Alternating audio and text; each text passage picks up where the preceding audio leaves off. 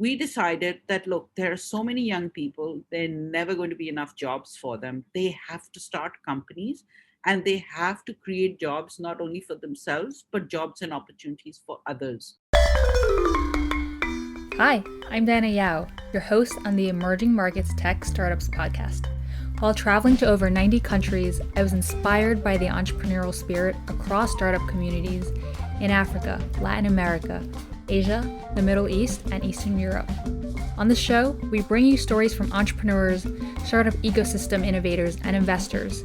We discuss what makes these markets culturally and historically unique, local trends, local challenges consumers and founders face, and the opportunities.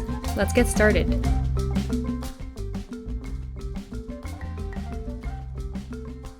It is so good to have Jihan here today. I like to call her the queen of startups in Pakistan, and some people probably also say the same thing in Pakistan. So, Jihan, we're lucky to have you here today. Tell us a bit about yourself, Nest.io. What was that personal motivation that got you started? A little bit about myself. I grew up in Hong Kong and I moved back to Pakistan in the mid 90s. I started the Nest.io about 5.5 years ago. It's a technology incubator, accelerator, and innovation and community hub in Karachi, which is towards the south of Pakistan and the largest city in Pakistan. So we're talking about a city of 25 million people. And there was a need. It's a country for some people. Yeah, that's several countries in our region actually put together. So it's an exciting city, and there was a need. We identified it, and I said, let's do it. Let's talk about Pakistan. I mean, if Karachi was 25 million, how big is the country? A study done on the numbers. So the largest number that we have come up with is probably approximately 220 million people, which is huge. And a large number of these are young people. So you're talking about probably 70% below the age of 30. 70%. I heard the same thing recently from an episode recorded with Minhas from Bangladesh. Yeah. It was like 65% are under 30. And so that's the opportunity. So beyond the population, what are things about Pakistan we should know? If someone was building a product for Pakistanis tomorrow, what do they have to know about the culture, people's mindset, preferences? So, I remember that when Careem, which is the ride hailing service in this region, Egypt, UAE, Pakistan, when it first started, people said, nobody will want to get in a car with a stranger. Nobody will use an app. And, this kind of thing cannot work in Pakistan. People will not adopt technology. But that's not what happened. Kareem ended up having the largest customer base in Pakistan simply because there was a need. There's not enough public transportation available. There are not enough people with personal cars. And so the opportunity that the founder, Mudassir Sheikha, identified, who's a Pakistani himself from Karachi. Oh, he's Pakistani, the founder of Kareem? Yeah, the founder of Kareem is one of the founders is Pakistani, the main founder, and he identified that opportunity and look at the base that they got because of it. So people here, we have a large middle class, estimated maybe anywhere between 90 million to 100 million, Whoa. and it's projected to grow to about 130 million by 2025. I think larger than probably next to China and India. We are number three. As people adopt technology, the number of mobile phones, the broadband access, as that improves, the customer base also improves. So you'll find that anybody who targets Pakistan as a customer base will find that the first few million is easy. Adoption is going to be easy because people are willing to try anything as long as it solves a problem that they're facing. So whether it's in the education space, whether it's in the healthcare space, whether it's ride hailing, all sorts of opportunities are available. And so this market, that's why, entrepreneurship has taken off, because when a country has so many problems that young people can identify, they try and find solutions to those problems, whether they're social, whether they're commercial.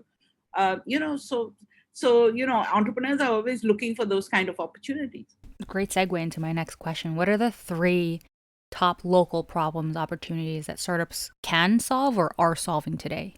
So agri-tech is something that's really taking off, and that is a need. The agriculture has been our major significant contributor to the economy. So that's definitely an opportunity. The fintech space, the payment space hasn't yet been totally solved. We have a number of fintech players, but that's still an opportunity. That somebody who can come in and actually address that. That'll be a major. And education technology still is. I mean, it's whether it's e-commerce, whether it's ed tech, whether it's health, these are all things that people need to address in a major way. I think COVID, in a sense, has helped because a lot of people have gone online to access learning resources, and a lot of people have started buying more online. E-commerce has really taken off because there were no options. And so I think there's no going back. Once people learn how easy it is, the convenience factor falls in, the number of things they can access, the kind of education they can access, advice they can get online, whether it's mental health, whether it's access to a good doctor that may not be available to them in the cities or in the towns that they live. I think there's no going back. Once people discover how easy and convenient digital is, and the number of mobile users increasing every day, I think it will only improve further. And so those opportunities, if anybody can target them, it's not one player. You can have several players doing well at the same time. It only took a disastrous pandemic to get people online. I know in my job, I am trying to solve internet connectivity. Only about 50% of the world is connected. So it's really interesting. The solution to pushing people into internet wasn't necessarily more infrastructure, but it was a pandemic out of all things. Sad, but we'll take it. Of these three things, are there local players that are solving it, or do you see international players coming in? So there are local players who are trying to solve it.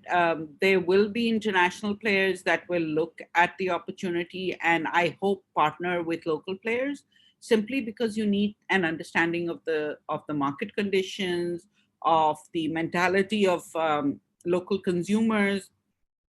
So it's always better to know the market. So, for instance, Food Panda came in here, which is a rocket internet company.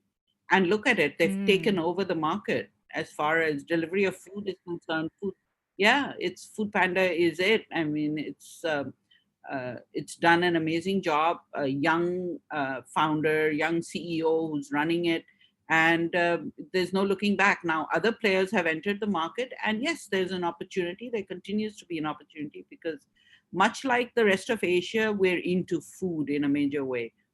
So that's one which is, an international player coming in, inspiring the local market, and look at where they've got. And then you look at somebody like Baikia, which is, a young man who started, first of all, the Raz, which then got acquired, large stake got acquired by Alibaba. Okay, so the Raz is the largest e-commerce marketplace that we have in Pakistan, and it was founded by Munib Meyer. Is a young founder, and he then went on to sell a large stake of this to Alibaba. So I think Alibaba everybody knows. So the fact that a big player like Alibaba should come in, show an interest, and actually get a large stake shows that they identified an opportunity here. The large consumer base, the fact that most people were not buying online but were beginning to. So I think it started with people like me who were buying online from other countries, like we were on Amazon and buying books and all of that, but we were not buying locally. We just never thought about buying locally. And then it started, whether it was online groceries, whether it was small items, whether it was books. And then now people are even buying air conditioners and refrigerators and you name it. So Daraz was one of the early players, and then there were others who started online marketplaces selling electronic goods, mostly mobile phones, tablets, things like that. And now everything, more or less everything, is being sold online, and the numbers are growing. So Baikia was the second startup that Munib Meyer started after leaving the Raz, and that is a ride-hailing service on bikes. And it has developed into also, it's a delivery service as well as, you know, it takes packages as well as people. That's the simplest way to put it. Because again, because of the lack of public transport, bikes seem to get through the traffic quickly. They're cheaper for single passengers if they want to get from one place to another. And then if you want a packet delivered across the city, or it is the easiest way to do it. So if I forget my mobile phone at home and I want it, I don't want to go through the traffic, go back home, pick it up. So I would call a Bikea driver and have them pick it up and deliver it to my office. Simple things like that, documents, anything, medicines, you name it. So Munib Meyer started that, and very recently, Process Ventures from the US has invested in them in a Series B round. So that's the first time Process has ventured into Pakistan, and we see that as becoming really something that is going to happen more and more once they see the opportunities, meet with the entrepreneurs, see how the growth is. The market is just taking off right now. Wow, that's fascinating. One, to have someone who's a multi-founder that have worked on two successful startups, right? In some young markets, that's almost unheard of. But here you have an example of someone who's succeeded and now and building the second startup. And I think I think he's done multiple others, but these are the two that everybody talks about. So, and that's what you'll see from many founders. They try their hand at one thing or the other, it doesn't work. You know how we always told that you should fail quickly and then get on to the next thing if you're going to fail. Don't let it just drag on. I think he has succeeded in multiple ways in multiple things that he started, and you will find that there are a number of founders who have come back after an education in the US or elsewhere and come back to Pakistan, seen the opportunity, and started companies which have then grown. One of the interesting facts that I think very few people know is that 20% of kayaks R&D was done in Pakistan at the time of their IPO. And this was done by a company in Lahore called Abisoft. Again, a graduate of Stanford, Yasir Bashir, who is now investing in young startups as well. So he's an angel investor, and his own company has really taken off as well. He works to support startups across Silicon Valley, in the US, other markets. So these are things people don't know, and one of the reasons, Dan, the sad thing is that one of the reasons a lot of founders don't talk about the fact that they are from Pakistan or that they are working from Pakistan is because of the negativity that Pakistan has had in the media throughout the years. Everybody just gets scared when they hear the word Pakistan. Although, this is not a scary city. You've been here. This is not a scary country. We've got a lot of great people, great food, great culture. But people haven't known about it until now, until more recently. So the last 5, 6 years have been good for us because we've managed to get rid of that negative image that we had. And that's why the growth is now suddenly happening. And that's why the opportunities are opening up more and more.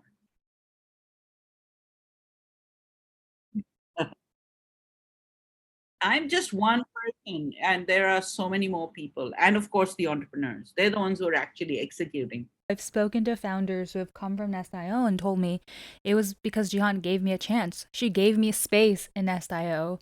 So talk a little bit about the organization in terms of how many startups you guys have helped.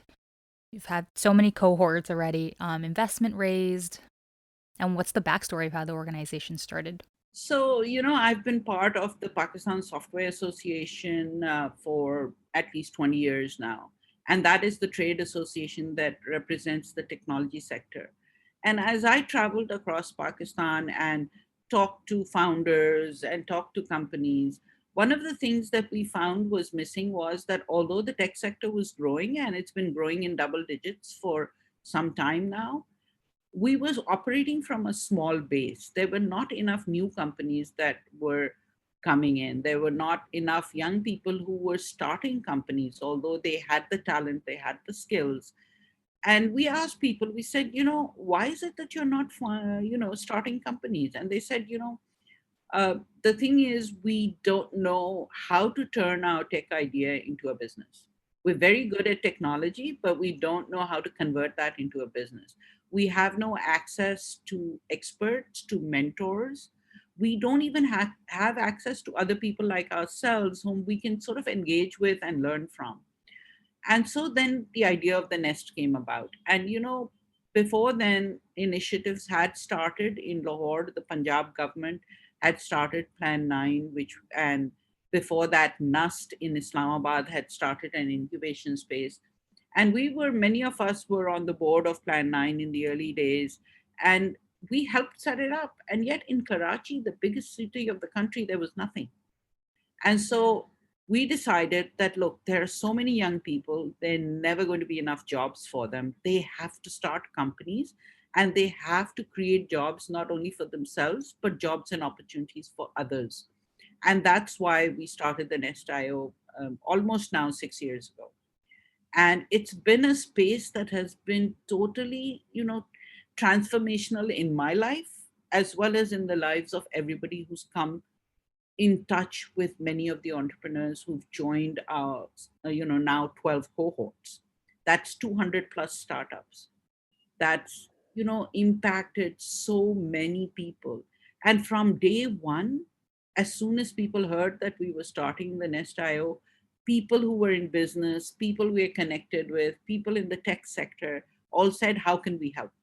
Because they recognized that this was something that was needed. And since then, we have had so many mentors from different verticals come and help these kids. They've come in and given them advice, they've held their hands, and it's been great to see.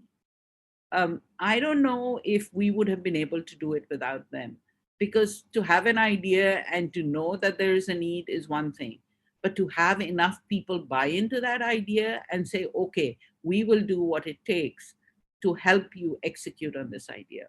And the thing that I'm most proud of, as far as the Nest is concerned, is the community that we have built.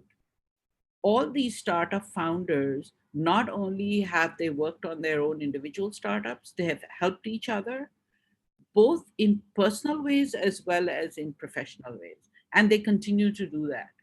That is what is amazing. And I think that in the long run is going to help this ecosystem grow further. One of the things that we also started was a conference. It's called 0 to 1 Disrupt. And we started that 3 years ago. This is the fourth year. And the reason we started it was that not enough stories were being told about Pakistan's startup ecosystem. So this was no longer just about the Nest. We understood that if we are going to be known for what we are doing, if people are going to recognize that there is a startup ecosystem, if people are going to look at these founders, start investing in them, we needed to sort of have the drum rolls. People needed to hear that this was happening. So we started the conference in 2017. We invited investors from outside. We invited speakers from, whether it was the region, whether it was from the US. People came in, and that was one of the first times that they had engaged with young founders from Pakistan, and they were excited. They were so taken in by the kind of work that was being done here, but more so by the energy. I think they felt it. You know what people felt about Indonesia a decade ago? That is what they started feeling about Pakistan. They could see it. They knew it was the beginning of something big. And that's when these investments started happening. We saw investments from Middle East Venture Partners, from Oman Technology Fund. All those were early investments. Then Spark Labs also became one of the early founders in a startup that came out of the Nest. You know, once things like this begin to happen, people talk to each other, and they started talking about 0 to 1 Disrupt. The next year we found were people contacting us and saying, hey, when is the conference? We would like to attend. We would like to engage. And, we had office hours where young founders had 15, 20 minutes with investors so that they could talk about their story, get advice, maybe not immediately get investment, but get the conversation going. And that's one of the biggest things that we've done. We invited people from across Pakistan, so from the entire ecosystem, because this was not just about us. This was about Pakistan and its startup ecosystem. And that's, I think, one of the things that we have done and done Yeah. well. It's momentum like that. And you talk about the energy in the ecosystem there. I was there for like 2 days and just sitting down with some of the founders. Even when I was speaking at the Nest IO, the questions that I was getting from the folks who were in the seats just blew me away. Right. And You just have to meet them once, and yep. you'll understand what I'm saying. So there are a lot of people who are listening to your podcast who've never been here, who probably have never spoken to a Pakistani. But once they do, they will begin to understand what I'm talking about. Yeah. And it's good because a couple months ago, I think before COVID, they actually had a conference here focused on Pakistani startups. And even after I left, I believe the Subtan was supposed to come here to speak on behalf of his company as well. So it's even flowing here into the Bay Area. You guys are infiltrating this area, which, like you said, is exactly what's needed to get the international startup ecosystem to start investing, turning their eyes towards Pakistan. So, Diana, one of the things, I don't know whether people are aware of this, but there are a number of founders from Pakistan who went to the US to study and who stayed on in Silicon Valley or some other part of the US. And they've been able to achieve so much during their time in the US. They've made a name for themselves. Many of them are in large companies like Google, like Facebook, like Amazon. And they are now beginning to come back. And those that are not coming back are investing in Pakistan. So or have back offices in Pakistan. So you hear of some of the big companies like Affinity, which is a startup developing artificial intelligence for use in customer call centers. It was valued at $1.6 billion in its Series D round late last year. And Keep Trucking, which is building trucking fleet management solutions. They raised $149 million in their Series D round, and they've valued at $1.25 billion. So, these are companies that have a large number of their team members based in Pakistan, working out of Pakistan. And the founders are Pakistani. So, although they are recognized in the US as large companies and have been able to raise money, a lot of the work is coming back into Pakistan. And those kids who are working in these companies are learning from these founders and are going on to build companies of their own. So it's that kind of effect that is going to help the startup ecosystem to mature even further. Reminds me of the Andela model. It's based out of Nigeria. Their idea is to train people to be software developers by connecting them to work for Silicon Valley companies. And it kind of seems like what you're saying with Affinity, by having folks in Pakistan work, I guess, in the back office or being part of the core team, they just learn, right, by being part. And then from that, they kind of exit from there and are inspired to start their own companies. Yeah, and the founder of Affinity, this is not the first time he's doing it either. So Zia Chishti started the resource group here in Pakistan, which was a major call center business, which has grown here as well as in the Philippines and elsewhere. And then he started something called DGS, which is a data solutions business, and that took off. And now Affinity is just his next uh, business where he's using Pakistani resources. So he's seen how good Pakistani resources are and has made sure that he uses them, and that benefits him as a business and benefits Pakistan and Pakistani founders. It's a win-win-win all the way. What are some other startups in Pakistan itself that have solved local problems or innovated specific to the ecosystem? Well, so I don't know if you've heard of Zameen, which is one of the largest Pakistani startup stories. They've just raised a massive $100 million in their Series D round last year, and they've now. It's a real estate play. It's an online real estate business, and they have expanded now to 40 cities across the UAE, Pakistan, Bangladesh, Morocco, Spain, Romania. They have over about 2,000 employees. They're two young brothers who started the business, and I think they didn't understand how fast it was going to grow. It's not part of EPMG, so it's taken off. It's the largest, I think, easily the largest startup success story out of Pakistan.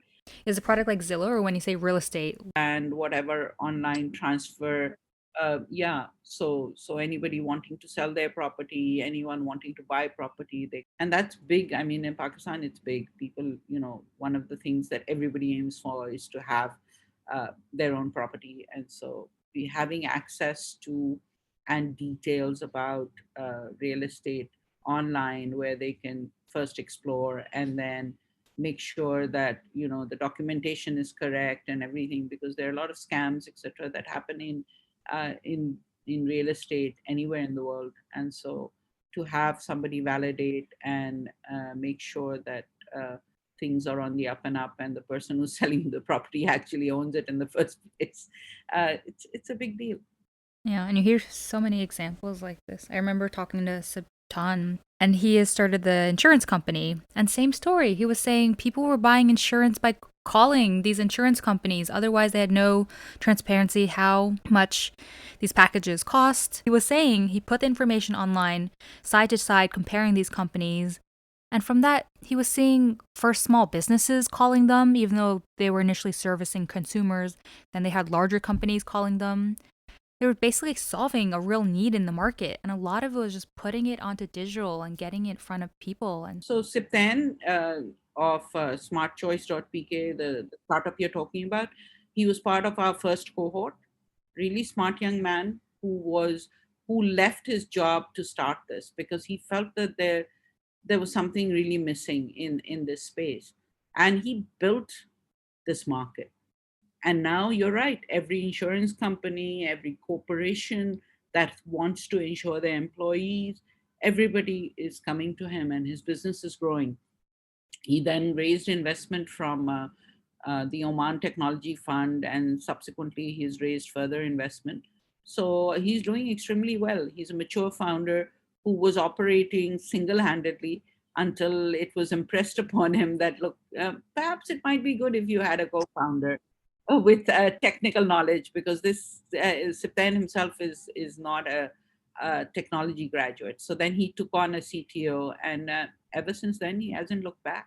I was lucky to visit them in their office. They invited me over for lunch, and I just, Oh wow! yeah, I was so impressed just meeting their team from marketing. They were talking about Facebook ads, and they were like asking me these questions. I was like, you guys are so sophisticated. I don't even know the answer. Yeah, they have a lot of questions.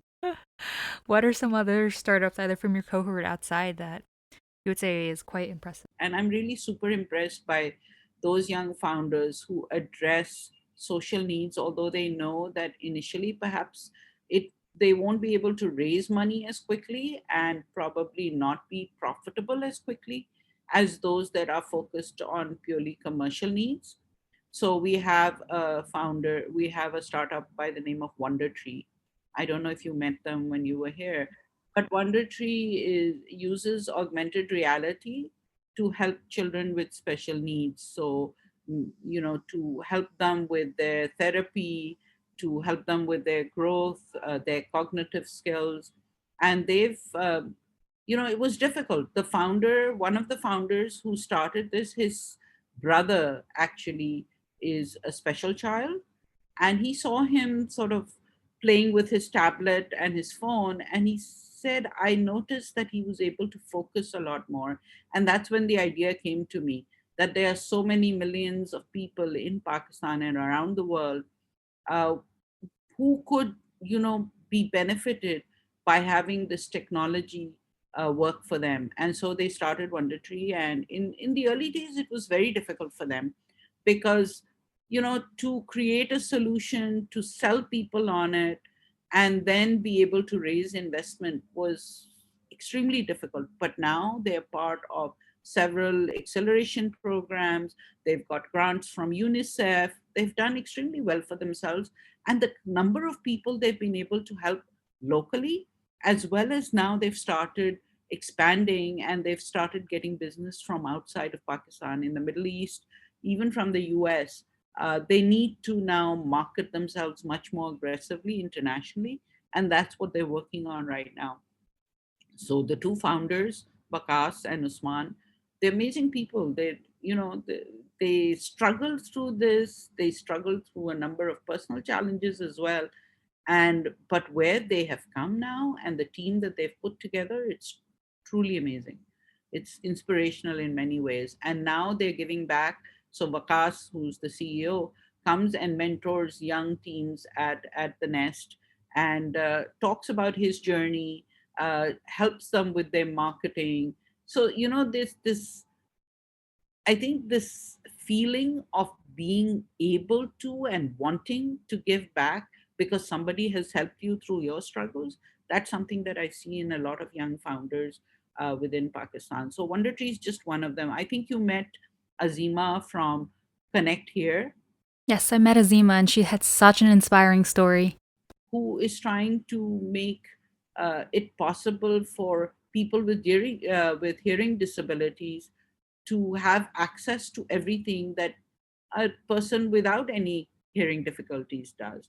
So, whether it's information regarding politics, whether it's being able to apply for a credit card or a debit card, whether it is simple things like being able to order online, they are creating technology which will enable people who are deaf to lead their lives as if it was just one problem that somebody has solved for them.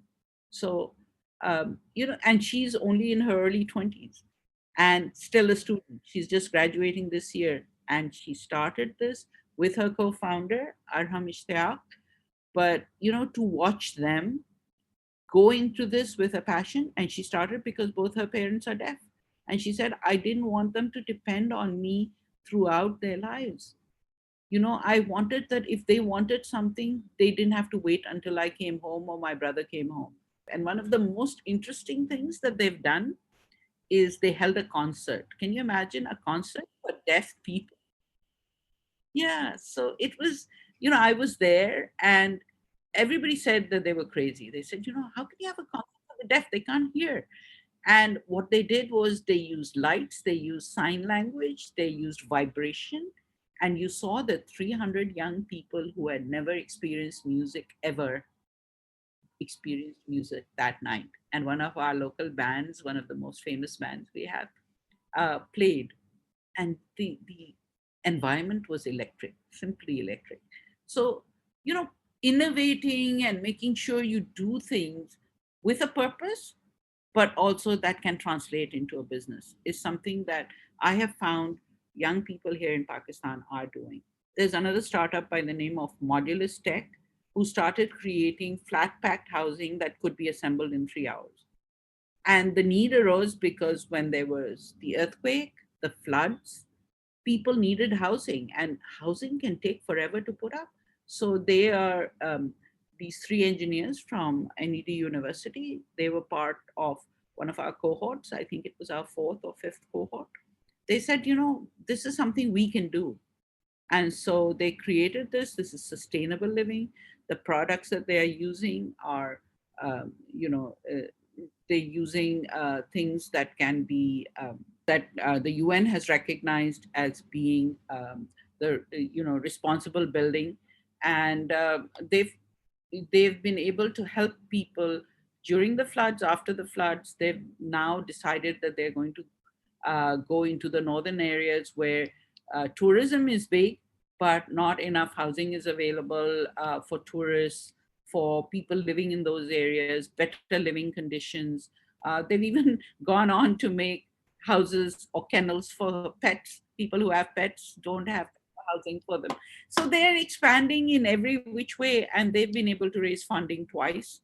They say they don't want to raise any more funding right now because they want to make sure that they have grown to the scale where they can raise, at a better valuation.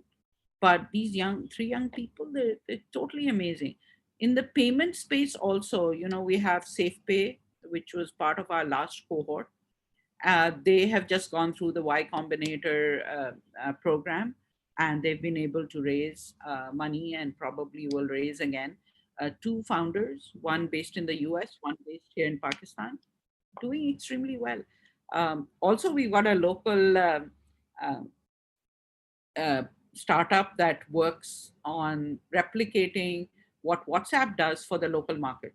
So why is there a need? Because he said, we want things that are customizable. So it's called Teletalk, and what they do is they provide communication between people. They also provide stickers which with local context, and it's taken off.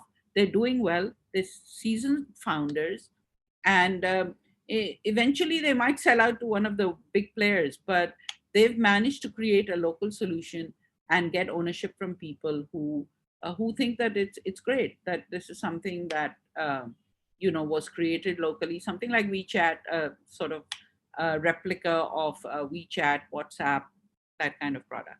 So everybody is doing something that they recognize as an opportunity. There are several women who are working in the healthcare space, whether it is access to healthcare from smaller towns, villages, or it could be access to mental health, which, you spoke to Amna Asif from Relive Now.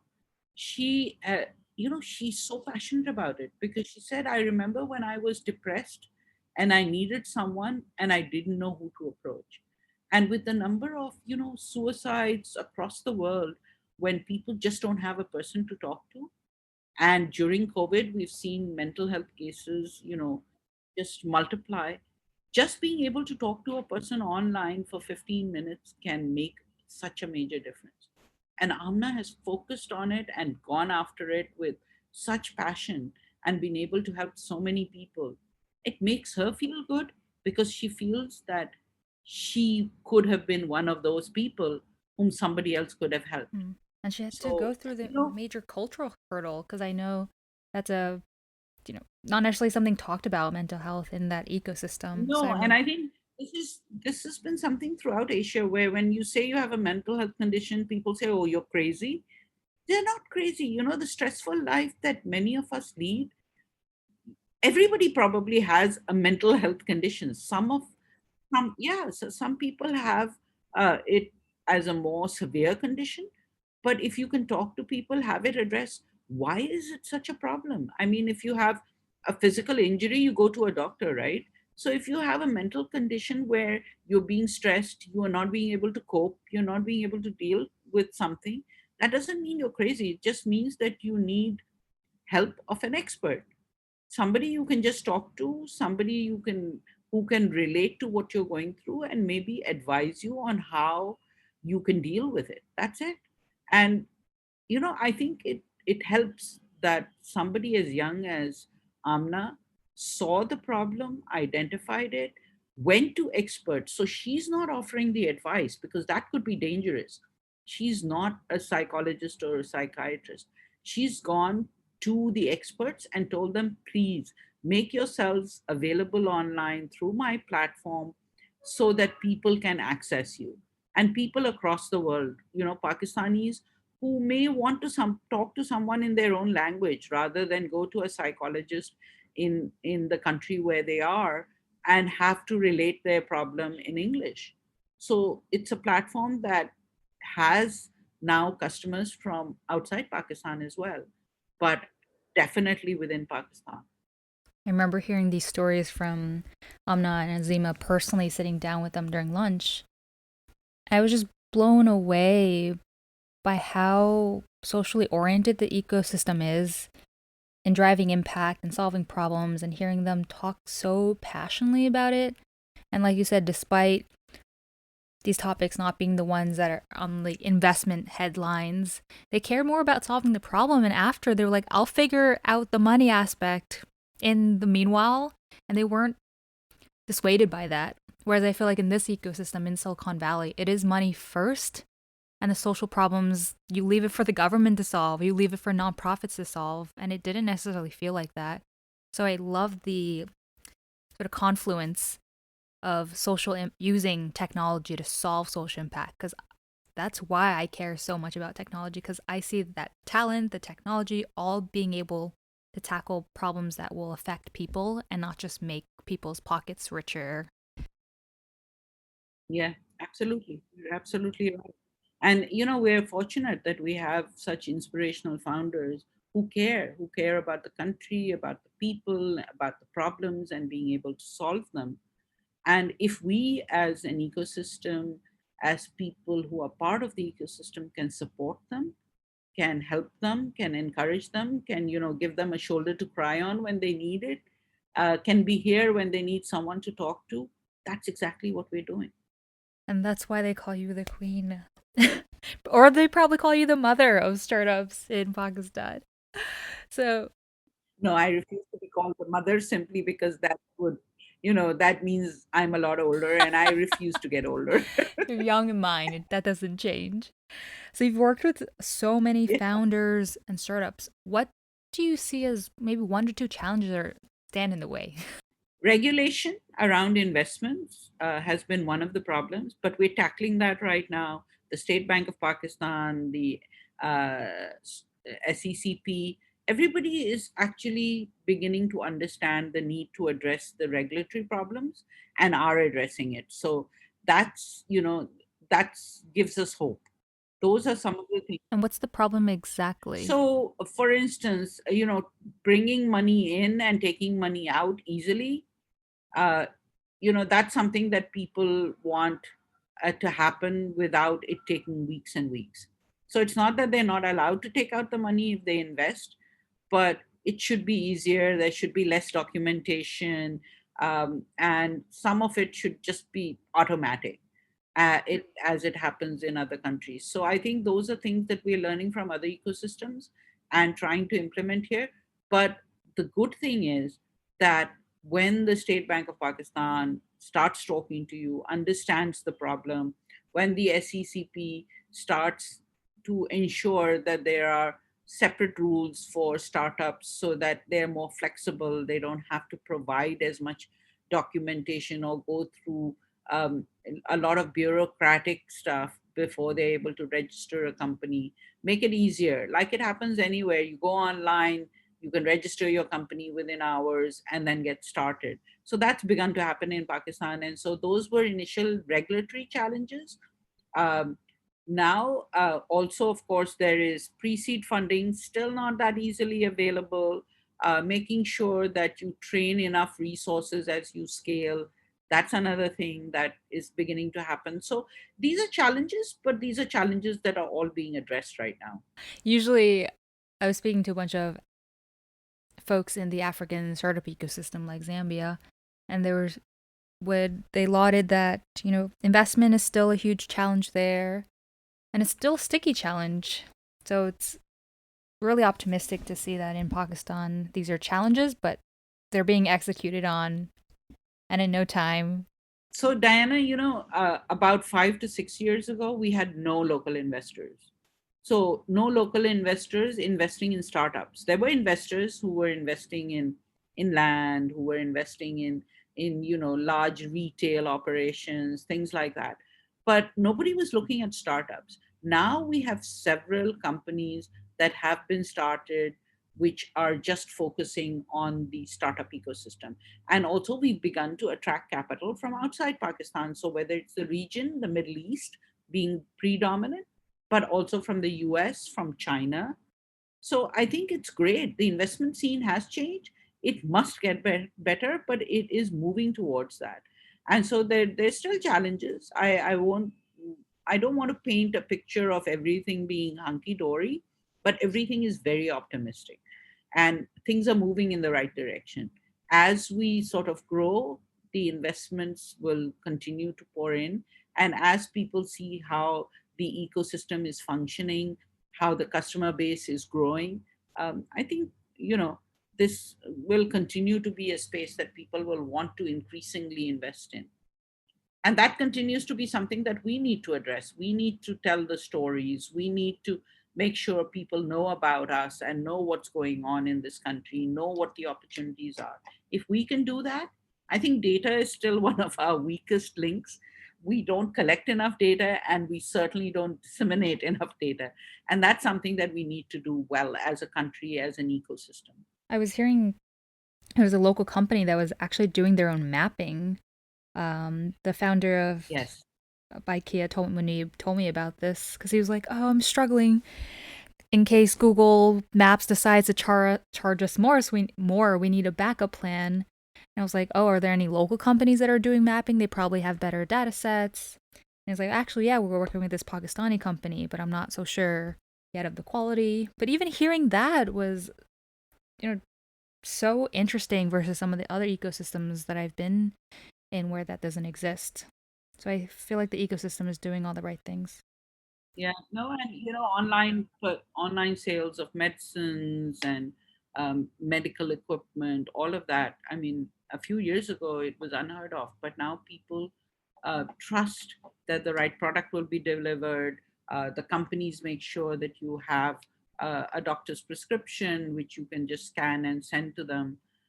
So things are happening. Things are transforming, and that is what is a good sign about the ecosystem, that as people begin to have more belief in online, in digital, it's only likely to grow more and more, and the pace is going to increase. There are also special technology zones that are now coming up, and government is funding uh, the infrastructure, which is where governments do need to come in. um, and I think with the right people and the right places working together, collaborating, uh, you will be hearing many more great stories coming out of Pakistan. And that's what excites me. You look at the models like in China where they've actually transcended the use of technology even beyond us in the US, right? They use mobile payments everywhere and the penetration is probably upwards of 80%. And that excites me because emerging markets are going to teach us how to use technology. I mean, you see that with Gojek in Indonesia, where they've kind of copied the super app model and have done so well extending into fintech space. And I'm so excited to see Pakistan doing that already. Absolutely. I'm as excited, if not more. Oh, for sure, more, because you're at the heart of it. So you're going to make it happen. I'm just a bystander for now, No, cheering Jihan I'm on. gonna watch it happen, because these young people are gonna make it happen, Diana. Well, remember, you're as young as them Yeah, at that's true. heart. Sometimes, yeah, I feel I'm younger than them. So you talked about how the government is helping. Is corporates helping? Like usually in a lot of ecosystems, I see the banking or telco system also being a partner and a hand of it, or is it mostly the startup ecosystem left to itself with the government's help? So initially, there was no government help either. So the government also didn't understand what was happening. There was a fund that has been set up for research, and that turned into a startup fund as well. Um, but the government then recently, I think about 3, 4 years ago, started setting up these national incubation centers across the country. Some work well, some don't, but then that happens in any emerging ecosystem. Depends on the people who are running it, depends on the focus areas, whether they really do have to have a passion for it in order to do it, because there are a lot of struggles. Corporates initially were paying no attention to startups at all, probably looking at them very cynically as, who are they fooling? They're not going to ever be able to, start a company and take it to the scale that we've been able to do, whether it's the multinationals or the local national corporations. But now, to a few years ago, you started seeing the banks initially and the telcos start taking an interest, because they saw what was happening. They felt what was happening. Banks are too huge to innovate themselves. So they saw the fintech players that were coming in as being a part of the solution. So they started partnering with them. And that has helped because, we have only a very small percentage of Pakistanis who have bank accounts. So the fact that the fintech players were able to access a larger number of young people who didn't believe in banks, I think helped the banks to see that there was a reason for partnership, and so they got involved. Other banks, like other corporations, major national corporations as well as international corporations, also felt that probably they were too structured to innovate themselves, and for them to work with a startup would mean that they would bring in innovation into their own businesses. And we saw that because as the Nest we also work with the corporate sector, and they asked us to run corporate innovation sprints for their teams so that they could start thinking differently, because they felt most of them were thinking exactly the way that others within the organizations were thinking. So in order to innovate, in order to do something that is very different from what you've been doing forever, you need to step back, maybe go into a different space with different people and have different conversations. And that's what I think we have enabled with several corporates, and that corporations themselves are looking at doing. So recently we had the example of Unilever partnering with one of the startup companies here, Venture Dive, to set up Munchies, which is a platform for snacks being delivered within maybe 15-20 minutes, or within the kind of buying that people impulse buying that people want to do, and they don't want to go to a supermarket or go to a store far away. They want to go online and say, okay, I want chips, I want ice cream, I want this, and it should be delivered right away. And the funny thing is that that idea emerged at one of our startup weekends. Oh, And wow. It's a no, actually hackathon. not at startup weekend, I'm wrong. It started at Unilever, actually did a hackathon at the Nest and asked for ideas, because corporations are doing that. They're holding hackathons to see how young people are thinking about different Oh, problems. And so one of the problems they identified was, okay, we want delivery to happen within minutes of the need being identified by the consumer and the purchase being made. And so this idea was the winning idea out of that hackathon, which then Unilever took further and then partnered with Venture Dive, which is an established company that also worked on the tech for Kareem. And so, we're seeing that type of thing also happening, where mhm. partnerships between startups and corporates are now beginning to happen. And COVID again was very helpful recently in making more of these corporations look to startups, because when everything went online, many of these corporates, don't think much of technology. And even though they have it within their operations, many of them were not online other than having a website. So now, when their teams started working remotely, when they had to make sure that their products were available online, they had to suddenly turn to digital. And a lot of the startup founders they were working with were able to help them do that. So I All think, of a sudden. yeah, that kind of collaboration is happening. It's really good. It's really good to see banks, telcos. Telcos have a customer base who's already digitally savvy. So for them to partner with startups and make sure that startups have access to that market, that they can make sure that their products are available to the customer base of the telco, is just such a natural thing to do. Mm. And all these established players almost don't have a choice. You said 70% of the population is under 30, Yeah. and they expect technology, they expect digital. And These they're very companies would probably impatient. die out if Yeah, they're very impatient. They want things now. If they can't. I they remember want their my snacks and parents. chips delivered now. Yeah, my Can't relate. parents would wait for to have a telephone line installed for years. Wow. Now people want it within minutes, within seconds. Anything Yes. that can happen. We've been so inspired to just hearing you and you being part of the ecosystem. If people want to help get involved in the Pakistani ecosystem, what's the best ways? So the best way is connect with us. Tell us what you can do, whether it's mentor people, whether it is connect them to anybody anywhere in the world where they will be able to either access knowledge, access investment, partner, anything. When an ecosystem is growing at the pace that we are growing, everything is welcome right now. uh, you know Startups are looking for partners, outreach to other markets. Startups are also looking for investment.